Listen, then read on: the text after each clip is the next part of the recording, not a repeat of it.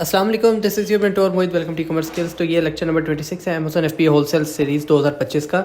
और आज की वीडियो के अंदर मैंने आपके काफ़ी सारे कंसर्न्स क्लियर करने हैं जो मोस्टली लोगों को कन्फ्यूजन्स यहीं पे होती है कि सर हमारा सेल सेंटर के हिसाब से क्या डॉक्यूमेंट्स लगाने हैं। हम पाकिस्तान में बैठे हैं, हमने दुबई का अकाउंट बनाना है, दुबई में बैठे हैं, हमारे पास आइडेंटिटी पाकिस्तान की और अकाउंट हमने सऊदी का बनाना है, ये यूएस का बनाना है, तो हम कैसे बनाएंगे। तो बहुत सारे क्वेश्चन आंसर्स हैं जो आज क्लियर करने हैं। बहुत सारे ऐसे मिथ्स हैं जो लोगों ने आपको गलत गाइड किया हुआ, तो वो क्लियर आउट करनी है।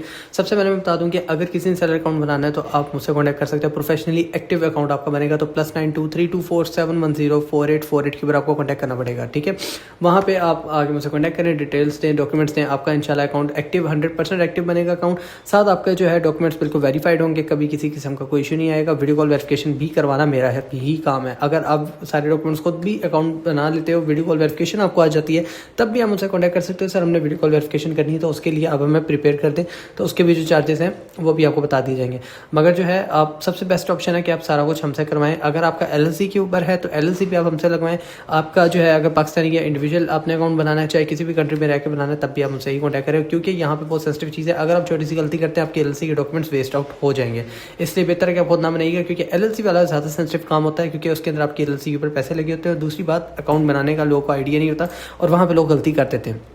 तो इसलिए ये टिप मैंने कहा पहले ही आपको बता दूं। बाकी आपकी मर्जी है, आपने खुद बनाना है खुद भी बना सकते हैं, मगर कहीं पे फंस जाते हैं तो फिर लोग मुझसे कॉन्टैक्ट करते हैं, सर हमारी डिटेल्स फंस गई, हमारे डॉक्यूमेंट फंस गए, अब हम इसको ओपन नहीं कर सक रहे, हमने यहाँ पे ये दिया था वो दिया था, तो उसका कोई फ़ायदा नहीं होगा, ठीक है। सेल सेंटर क्या चीज़ है? पहली चीज़ है कि आपका, मैंने आपको स्टार्ट में शायद कुछ टर्म्स बताई थी कि आपका Amazon.com अलग है और आपका AmazonSellCentral.com अलग है। अब Amazon.com क्या है? जहाँ पे कोई भी आम आदमी आके परचेजिंग कर सकता है, ठीक है। तो यहाँ पे डिफरेंट सेल्स ने अपनी अपनी प्रोडक्ट लगाई हुई है, लिस्टिंग्स की हुई है तो यहाँ पे आके वो बाय कर सकते हैं प्रोडक्ट्स को, ठीक है। ये बात मैंने आपको स्टार्टिंग में बताई थी। दूसरी बात ये है कि अब आपका आता है सेल सेंट्रल। अब सेल सेंटर क्या है? वो उन लोगों का पोर्टल होता है जो सेलर हैं, जो असल में सेलर है, जो अमेजोन पे यहाँ पे अगर मैंने कुछ प्रोडक्ट लगाई है, प्रोडक्ट मैंने लगाई है अपने सेल सेंटर के ऊपर, यहाँ पे लगाई है, ठीक है। तो यहाँ पे आपको शो हो रही है एज अ कस्टमर, बट जो मेन अगर मुझे कोई ऑर्डर कराता है तो मैं सेल सेंट्रल से ही यहाँ पे आपको शिप करूँगा, ठीक है। सबसे पहले मैं यहाँ पे अपना एक सेल सेंटर ओपन कर लेता हूँ ताकि आप लोग को आइडिया हो जाए इजीली। तो यहाँ पे मैं सेल सेंटर ओपन करता हूँ तो आपको दिखाता हूँ सेल सेंटर होता क्या है। सबसे पहले आपको वो दिखा देता हूँ, शायद मैंने अपनी वीडियो के अंदर पहले भी आपको यहाँ पे शो किया हुआ है, ठीक है। अब यहाँ पे आई थिंक ये ओपन नहीं होगा क्योंकि ओटीपी मेरे दूसरे मोबाइल में जाएगा, मैं वो भी देख लेता हूँ। तो सबसे पहले मैंने आपको बताया था कि सेल सेंटर अलग चीज़ है। इसके अलावा आपका जो सेल सेंटर है वो आपकी डिटेल्स के ऊपर बनता है, पर्सनल डिटेल के ऊपर, ठीक है। तो यहाँ पे कोड है 980698। तो ये आपके सामने मैंने लॉगिन कर लिया। तो यहाँ पे आपको मैं दिखा देता हूँ सेल सेंटर क्या होता है। दूसरी चीज़ ये है, आज मैं आपको बनाने की भी चीज़ें बताऊंगा कि आपने कैसे इस डॉक्यूमेंट में कैसे बना सकते हैं, कौन सी पॉसिबिलिटी है या कौन से पॉसिबल वेज हैं, ठीक है, जहाँ पे आप अकाउंट बना सकते हैं, कहीं पे कोई गलती नहीं करेंगे, ठीक है। अब यहाँ पे मैं एक अकाउंट ओपन कर लेता हूँ, मेरे ख्याल है इसकी एक्सेस होगी मेरे पास। अब यहाँ पे आप देख सकते हो कि यहाँ पे यूएस मार्केट प्लेस आ रही है, मैक्सिको आ रही है, कनाडा आ रही है। अब जब भी मैंने अपना यूएस के अंदर अकाउंट बनाना है, जैसे कि मैं यहाँ पे आता हूँ, यहाँ पे आके मैं अपने यूएस का अकाउंट बनाता हूँ। फर्स्ट कर लो, मैंने यहाँ पे AmazonSellCentral.com खोला, sellercentral.com यहाँ पे मैंने ओपन किया। तो यहाँ पे मेरे पास यूएस का अकाउंट खोलेगा, ठीक है, यानी कि मैंने यूएस के ऊपर बनाना है। अब फर्ज कर लो कोई बंदा कहता है यार मैं पाकिस्तान में बैठा, मैंने अपनी यूएस का अकाउंट बनाना है, तो इंडिविजुअल डिटेल पे बन जाएगा, तो डेफिनेटली सी बात है बन जाएगा। आप पाकिस्तानी आइडेंटिटी दें, उसके ऊपर आपका अकाउंट बन जाएगा, क्योंकि पाकिस्तान में ऑफिशियल है। ये सबसे बड़ी मिथ है, लोग कहते हैं जी पाकिस्तानी अकाउंट के ऊपर काम नहीं होता। तो आपने क्या करना है, उसको सबसे पहले अमेजोन की वो अपडेट दिखानी है कि इनकी पॉलिसी पढ़ानी है कि पाकिस्तान लीगल वे से काम कर सकता है अमेजोन के ऊपर। और पाकिस्तान में अमेजोन होने का मतलब ये है कि आप यहाँ से चीज़ें सेल कर सकते हो, खरीद नहीं सकते फिलहाल क्योंकि इनका कोई वेयर हाउस पाकिस्तान में नहीं है, तो इसलिए आप सेल कर सकते हो, ठीक है। तो पहला नोटिस। दूसरी बात यह है, पाकिस्तानी आइडेंटिटी के ऊपर अगर अकाउंट बनता है तो इसका मतलब अमेजोन इजाज़त देता है कि आप पाकिस्तानी आइडेंटिटी के ऊपर अकाउंट के ऊपर सेल कर सकें। तो आपका पाकिस्तानी अकाउंट बन जाएगा। जब आपने पाकिस्तानी आइडेंटिटी के साथ अकाउंट बनाना है तो आपका इंडिविजुअल अकाउंट आपका बन जाएगा, पहली बात। दूसरी बात यह है कि अगर आप कहते हैं नहीं यार मैं दुबई रहता हूँ, मेरे पास एमिरेट्स आईडी भी है और पाकिस्तानी आइडेंटिटी भी है, यानी कि पासपोर्ट, और साथ जो है मैंने अकाउंट यूएस का बनाना है, तब भी उसका आइडेंटिटी के ऊपर ही अकाउंट बनेगा। लोग गलती यहाँ पे क्या करते हैं, सबसे पहले यहाँ पे आते हैं, ओके मैं यहाँ पे आपको दिखाता हूँ। सबसे पहले अमेजोन सेल सेंटर के ऊपर आते हैं, यहाँ पे ए लिखते हैं Amazon.a, ठीक है, और यहाँ पे आके अपना लॉगिन कर साइन अप करते हैं, उसको साइन अप करके अपनी एमिरेट्स आईडी दे देते हैं। वो कभी भी वेरीफाई नहीं होगी, वो हमेशा आपकी डॉक्यूमेंट्स फंसा लेगा। अकाउंट बन जाएगा मगर वो डॉक्यूमेंट वेरिफिकेशन के अंदर आपको कभी भी फेल करेगा, क्योंकि आपका एमिरेट्स आईडी एक वक्ती तौर पर आईडी है, ठीक है, नॉट लाइक फिजिकल आइडेंटिटी। वहाँ पे आपके पास कोई वहाँ की नेशनलिटी नहीं है, ठीक है, मगर आपके वहाँ पे रहने के लिए आपको वो एक कार्ड दिया जाता है, जैसे पाकिस्तानी एक लाइसेंस होता है, इसी तरह वहाँ पे आपको रहने के लिए 1, 2, 3 साल के लिए आप आपका वर्क परमिट होता है तो आपको वहाँ पे लाइसेंस मिलता है। अगर आप उसके ऊपर अकाउंट बनाएंगे तो ये कल को वेरिफिकेशन के अंदर इशू कर देगा। अगर आप दुबई से वापस पाकिस्तान आ जाते हैं, कोई वेरिफिकेशन आती है तो आपकी वो एक्सपायर हो चुका होगा एमिरेट्स आईडी। तो ये चीज़ आपने मेक श्योर करनी है कि आपका ये काम ना हो। हाँ, अगर आपके पास नेशनलिटी है, आपको 5 से 10 साल हो गए वहाँ पे रहते हुए, तो वहाँ का आइडेंटिटी या पासपोर्ट है, तब आप बिला झिझक बना सकते हैं, कोई इशू नहीं है। दूसरी बात, अगर आप दूसरी डिफरेंट आइडेंटिटी बना भी लेते हैं तो उसके ऊपर इशू ये होता है कल को अमेजन बिल वगैरह भी रिक्वायर करता है, तो ये भी मेक श्योर करिएगा कि आपके नाम पे कोई गवर्नमेंट का बिल आता हो, ठीक है, तो वो आपका एक्सेप्टेबल है। इसके अलावा अब सब फर्ज कर लें आपने दुबई में रहते हैं, अपनी यूएस का अकाउंट बनाना है, आइडेंटिटी आपकी पाकिस्तान की है, तब भी आपका अकाउंट बन जाएगा। इसमें आपका दुबई में रहने का कोई चक्कर नहीं है, वो क्योंकि आपका रेजिडेंशियल एड्रेस है, फिलहाल आप कहाँ पे रह रहे हैं। मगर आपका जो पर्सनल आइडेंटिटी का ये प्राइमरी कॉन्टैक्ट है वो आपका रहेगा पाकिस्तान का ही, ठीक है, क्योंकि आप वहाँ के नेशनलिटी होल्डर हैं। और अगर कोई डॉक्यूमेंट भी कल को अमेजोन मांगता है तो वो भी आप पाकिस्तान का दे सकते हैं। ये एक छोटी सी टिप आपको दे रहा हूँ।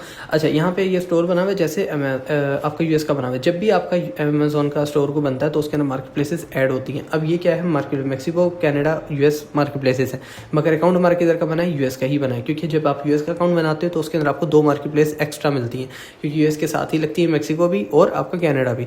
तो अगर आप यूएस में काम करना चाहते हो, साथ आप कनाडा और मैक्सिको में भी काम कर सकते हो, साथ साथ ही वो आपकी दुकानें ओपन हो जाती हैं ऑटोमेटिकली। जो आपकी पाकिस्तानी ज़बान है ना, उसके अंदर आप ये समझ लो कि दुकानें ओपन हो जाती हैं डिफरेंट कंट्रीज़ के अंदर या सिटीज़ के अंदर या फिर रीजन्स के अंदर, ठीक है। तो ये आप समझ लो। यहाँ पे मैं इसको सेलेक्ट अकाउंट कर लेता हूँ। अब ये ओके, यहाँ पे फिर चेंज कर लेते हैं कोई अकाउंट। तो यहाँ पे हम ले जाते हैं ओरिजिन क्लाइमेक्स, एक अकाउंट मेरे पास है वो ओपन कर लेते हैं।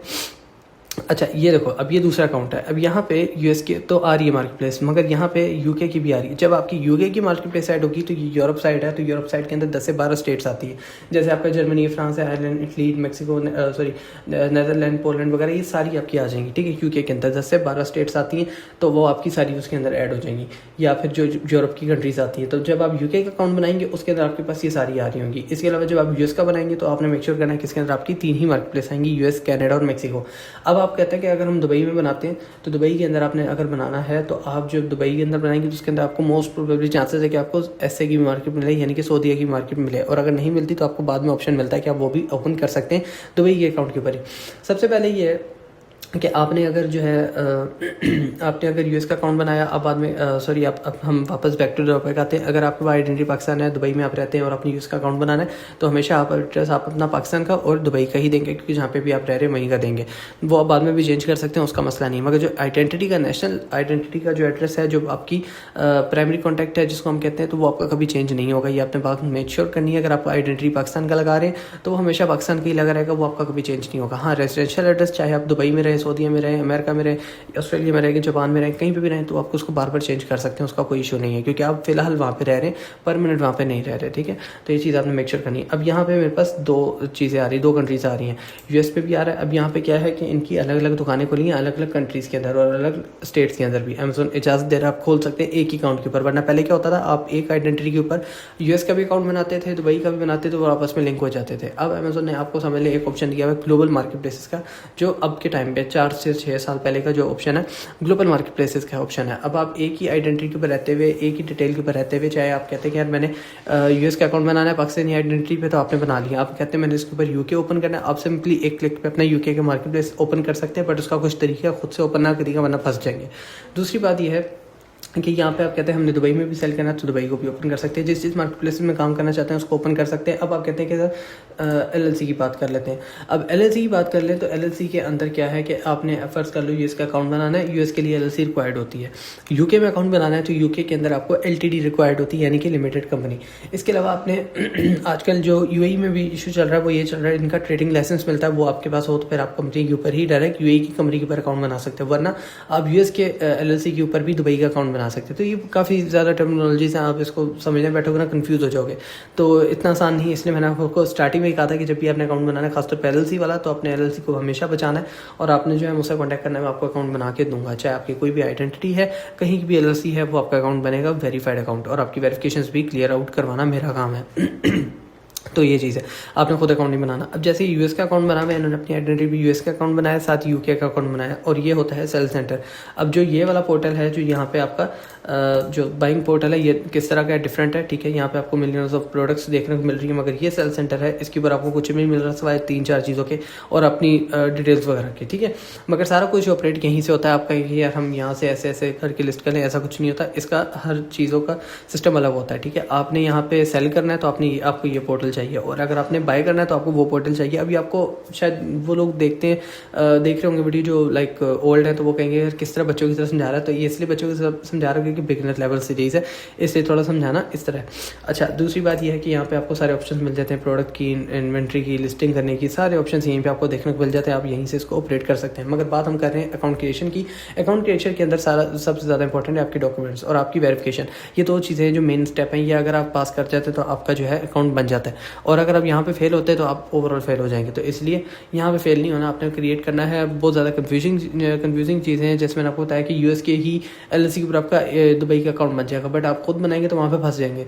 दूसरी बात यह है कि यूएई के अंदर आजकल वैसे भी ट्रेडिंग लाइसेंस चल रहा है ई कॉमर्स के लिए, कि अगर आपने ट्रेडिंग करनी है या सेलिंग करनी है उसके ऊपर, तो आप जो है वहाँ पे लाइसेंस को रजिस्टर करेंगे तो वो उसके ऊपर भी आपका अकाउंट बन जाएगा। पर्सनल डिटेल के ऊपर भी अकाउंट बन जाता है। और लोग अक्सर ये पूछते हैं सर पर्सनल डिटेल वाला अकाउंट ठीक रहता है या यूएसए या एलएलसी वाला ठीक रहता है या एलटीडी कंपनी के साथ वाला रहता है। तो सबसे आप सिंपल टिप ले लो कि आप अगर अपने लिए अकाउंट बनाते हो, ठीक है, आप अगर बनाते हो अपनी इंडिविजुअल डिटेल पे या एलएलसी पे, दोनों के लिए अमेजोन की कोई रिक्वायरमेंट नहीं है एलएलसी की। आप इंडिविजुअल पे भी वही काम कर सकते हो, यूएस के या एलटीडी के या फिर दुबई के किसी भी अकाउंट के ऊपर भी वही काम होगा कंपनी के साथ भी जो आपका नॉर्मल अकाउंट के ऊपर होगा। तो ऐसा ये किसी बेवकूफ़ ने कहा कि आपको ऑप्शंस कम मिलते हैं, ये बिल्कुल बेवकूफ़ाना बात है। जो जितने भी ऑप्शन यहाँ पे 10 ऑप्शन मिल रहे हैं, यही 10 ऑप्शन आपको दूसरे अकाउंट के अंदर भी मिलेंगे, चाहे उसके बाद एलएलसी है या नहीं है, कोई फ़र्क नहीं पड़ता। दूसरी बात, आप लोग अक्सर पूछते हैं सर एलएलसी ज़रूरी होती है। देखो, आपने डिपेंड करता है काम क्या करना है। अगर एफपीएम करना है, जिसको आप पाकिस्तानी ज़ुबान में ड्रॉप शिपिंग कहते हैं, बट वो ड्रॉप शिपिंग नहीं है। अगर आपने एफपीएम करना है तो उसके लिए आपको एलएलसी की ज़रूरत नहीं है, ठीक है। दूसरी बात, अगर आपने होलसेल या फिर आपने पीएल करना है, तो मैं पर्सनली कहूँगा कि होलसेल के लिए भी अगर आप बड़े ब्रांड को टारगेट नहीं कर रहे, या आप अपना जेनेरिक प्रोडक्ट्स को थोड़ा थोड़ा करके जिसको ओए कह लो, आप उसको सेल कर रहे हो, तो फिर आप जो है तब भी एलएलसी है आपको ज़रूरत नहीं है। बट आपने सही तरीके से आपने एफपीए होलसेल करना है तो आपको एलएलसी की रिक्वायरमेंट है। दूसरी बात, आपने पीएल करना है तब भी एलएलसी की रिक्वायरमेंट है।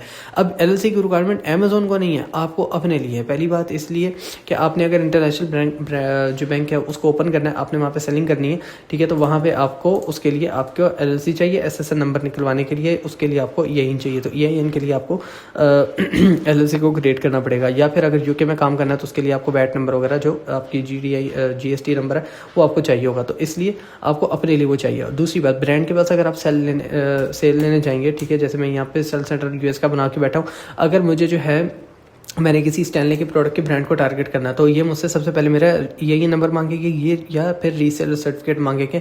क्यों? क्योंकि वो वेरीफाई करेंगे कि ये इसकी अपनी कंपनी रजिस्टर्ड है या नहीं है। तो ये हमें अपने लिए चाहिए, अमेजोन की रिक्वायरमेंट नहीं है, ठीक है। ब्रांड्स मांगते हैं इस चीज़ को, तो इसलिए हमें चाहिए। दूसरी बात, अगर आपने पीएल करना है तो पीएल के अंदर भी आपको एलएलसी की रिक्वायरमेंट है। जब आपने अपना ब्रांड वगैरह रजिस्टर करना है, ट्रेडमार्क रजिस्टर करना है, तो उसके लिए आपको 100% चाहिए ही चाहिए। बट अगर ये कोई बंदा कहे कि यार इसके अंदर ऑप्शन कम होते हैं और सिंपल वाले में ज़्यादा होते हैं, तो ऐसा कुछ भी नहीं है मेरे भाई, सेम ही चीज़ें चलती हैं। जिस भी बंदे ने फैलाए बकवास बात फैलाई है। इसके अलावा एक और भी ऑप्शन लोग कहते हैं सर डज नॉट क्वालिफाई का इशू आता है। डज नॉट क्वालिफाई का इशू आना शुरू होता आज से 3.5-4 साल पहले। अब बेसिकली आया क्यों था, जब आप एज अ न्यू सेलर आके बैठते हैं और आके जो है बहुत सारे यहाँ पे, जैसे मैं स्टैनले की प्रोडक्ट को पहले आती लिस्ट कर दूंगा, तो अमेजोन कहेगा your account does not qualify, ठीक है।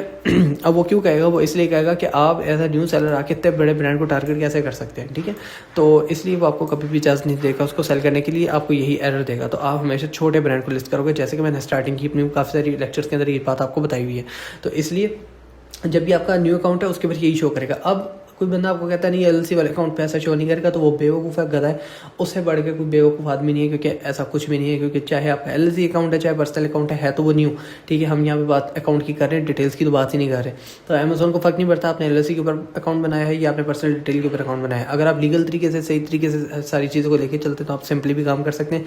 पर्सनली मुझसे पूछेंगे तो मैंने तकरीबन 2 साल काम किया अमेजोन के ऊपर, कभी एलएलसी की ज़रूरत नहीं पड़ी, ठीक है। ब्रांड से भी कॉन्टैक्ट मेरा सारा कुछ किया, कभी एलएलसी की ज़रूरत नहीं पड़ी। बट वो अपने प्रोफेशनल स्किल्स हैं अपनी लाइक कर करके आ गया होता, समझ आ गई थी क्या चीज़ चाहिए होती है क्या नहीं चाहिए होती, तो इसलिए आइडिया हो जाता है।